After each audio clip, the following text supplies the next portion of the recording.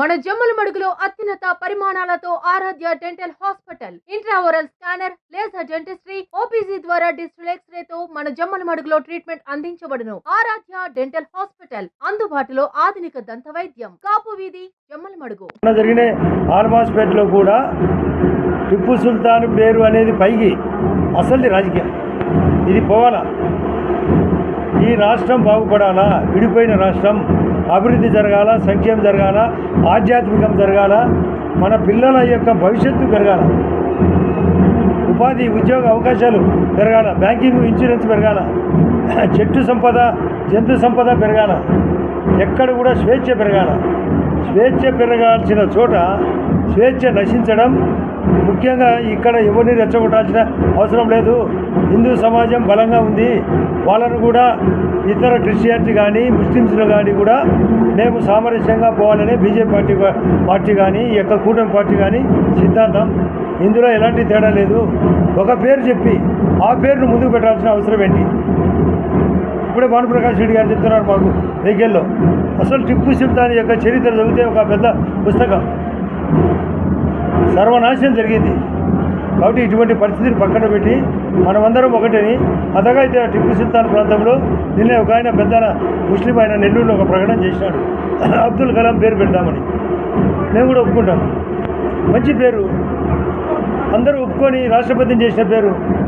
పోఖ్రాన్ సంఘటనలో అణ్వాయుధాన్ని తయారు చేసిన వ్యక్తి, సైంటిఫిక్ వ్యక్తి, అందరినీ కలుపుకునే వ్యక్తి, ధర్మపరుడు.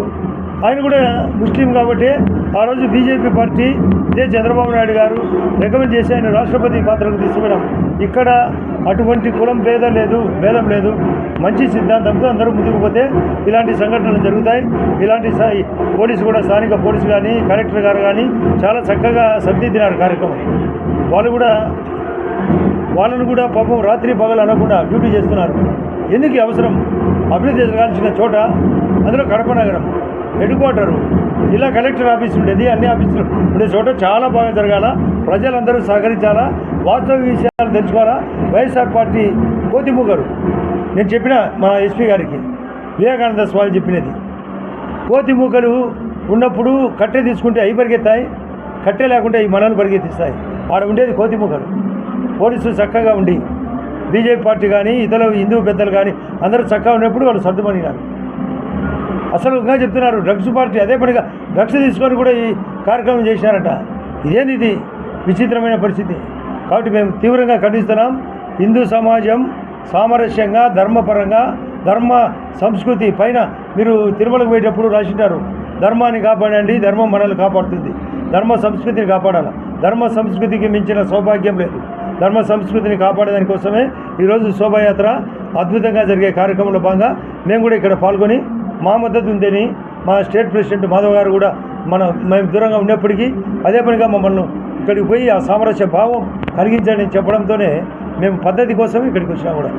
సర్కిల్ అంటే హనుమాన్ యొక్క సర్కిల్, ఆడ అంత పెద్ద విగ్రహం ఉన్నప్పుడు హనుమాన్ సర్కిల్ అని ఉంటుంది. వాళ్ళ యొక్క సర్కిల్ హనుమాన్ ఉంది కాబట్టి హనుమాన్ సర్కిల్, కాబట్టి ఆడ ఉంది, ఆడ హనుమాన్ విగ్రహం ఉంది కాబట్టి విగ్రహం యొక్క సర్కిల్ అని రాసుకున్నారు. దాంట్లో తప్పేంది? హనుమాన్ లేడాడా? లేకుండా ఏమైనా పెట్టినారా? విగ్రహం అతి పెద్దగా విగ్రహం, దాదాపు 30 అడుగుల విగ్రహం ఉంది కాబట్టి ఆ విగ్రహాన్ని సూచనలో భాగంగా పెట్టారు. తప్పేంటి? లేదా అందరం ఒకటే కాదా? మేము కూడా సర్కిల్ కావాలంటే మా హనుమాన్ సర్కిల్ పేరు ఉంటుంది, అబ్దుల్ కలాం పేరు కూడా ఉంటుంది. ఎవరు తిన్నారు?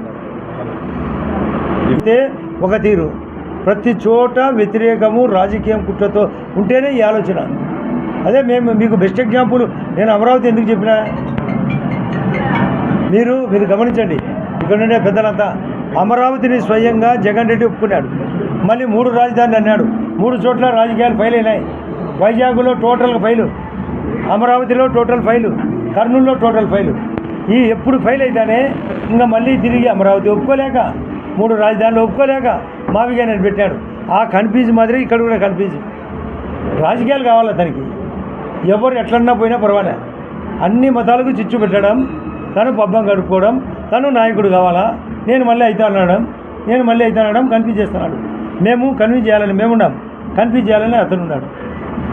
ఇది కన్విన్స్ వర్సెస్ కన్ఫ్యూజ్లో భాగమే ఈ రాజకీయం.